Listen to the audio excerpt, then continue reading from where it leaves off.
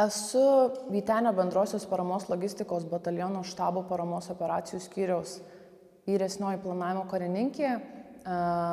Mano pareigos yra, sakykime, esu tiltas tarp mūsų bataliono ir padalinių, kuriuos mes remiam.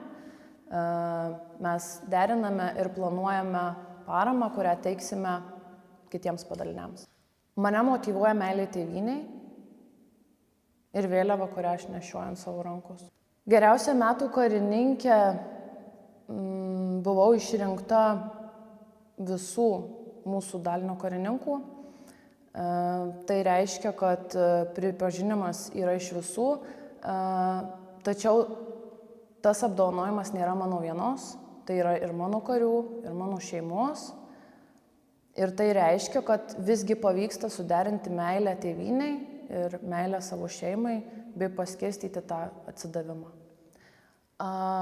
Misija būti mama ir karininkė, manau, kad man pavyksta suderinti dėl to, kad labai stipriai planuoju savo laiką ir turiu didelę paramą iš savo šeimos ir savo kolegų.